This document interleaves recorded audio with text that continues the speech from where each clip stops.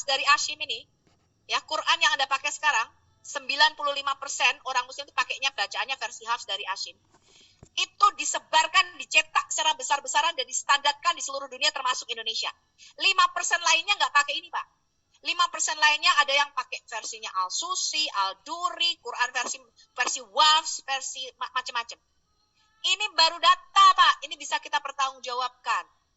Ya, saya kasih Anda tapi nggak tahu ya apakah Bu Heni ada waktu. Coba kita lihat ini ya. Ini adalah perkataannya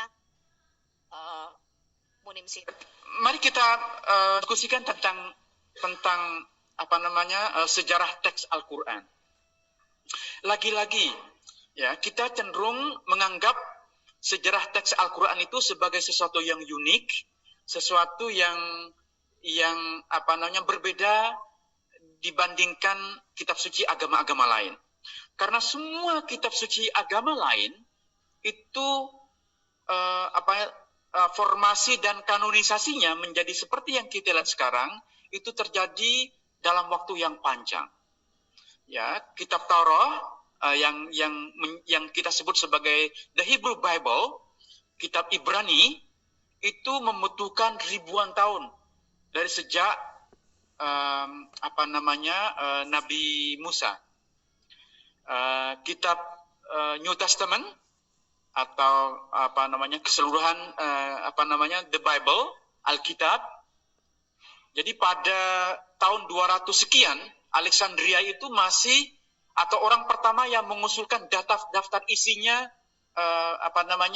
yang kita sebut sebagai Alkitab sekarang. Artinya proses kanonisasi Alkitab itu membutuhkan lebih dari 200 tahun. Demikian juga kitab agama lain.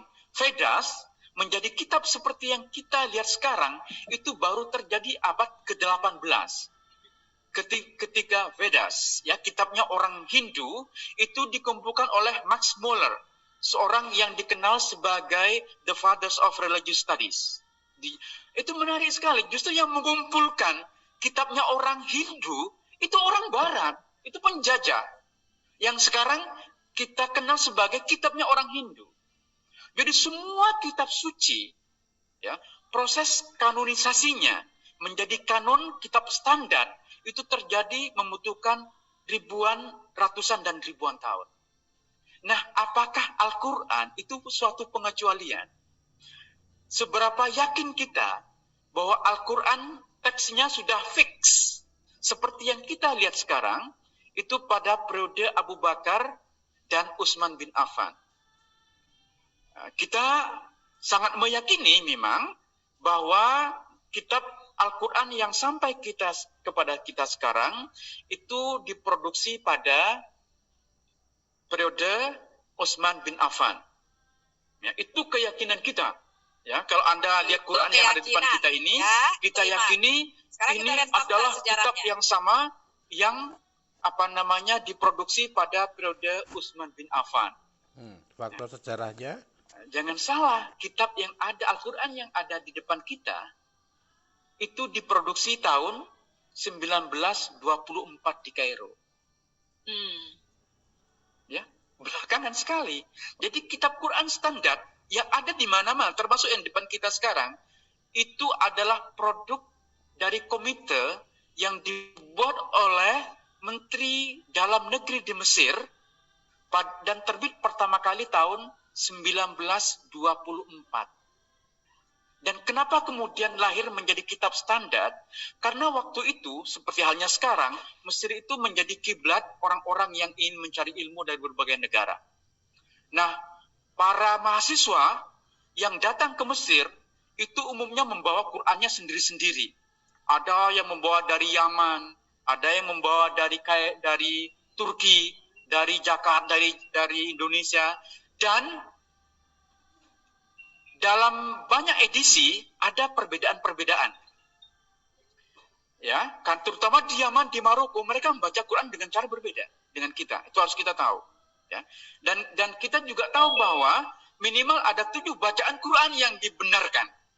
Jadi ketika Al-Quran versi tertentu dari yang diterbitkan oleh satu negara berbeda, bukan salah. karena mereka menuliskan itu sesuai dengan bacaan yang mereka ikuti.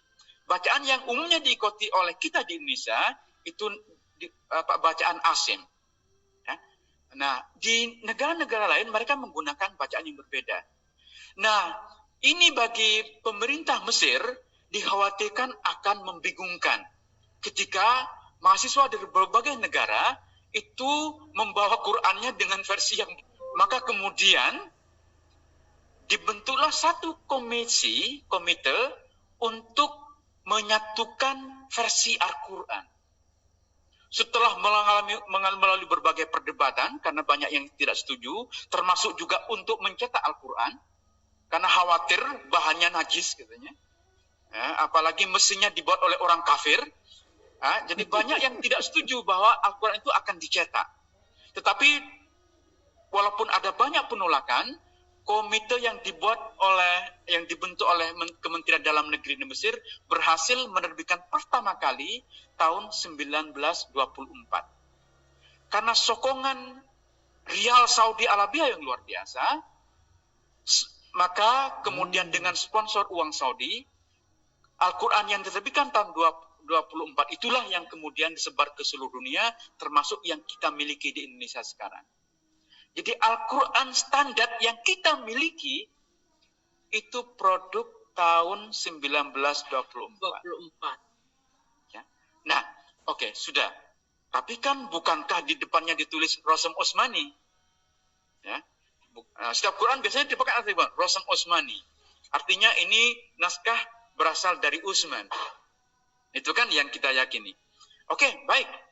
Tapi apakah benar Al-Quran yang kita memang ini sensitif ya? Saya sebenarnya takut ngomong Quran itu.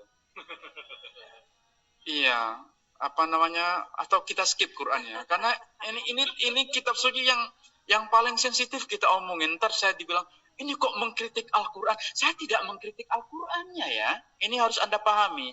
Yang saya persoalkan itu adalah sejarahnya.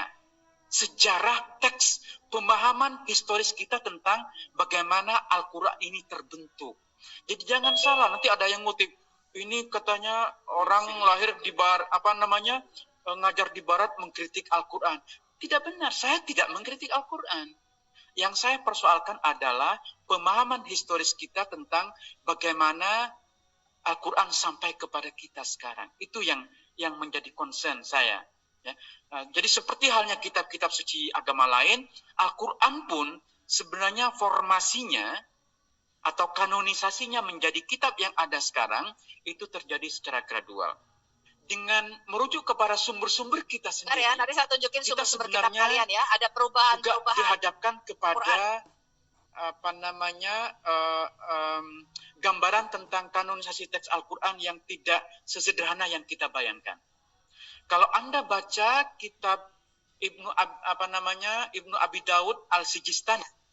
Ini nanti saya akan tunjukkan kitab Al-Masohif tulisan Imam Ibn Abi Dawud Al-Sijistani, anaknya Imam Abi Dawud yang menulis kitab hadis. Ini baru sumber sejarah, teman-teman. Begini caranya kita orang akademisi berapologet, ya, bukan artikel, bukan blog. Ya, tapi dari sumber sejarah, sumber kitab ada bukunya. Ini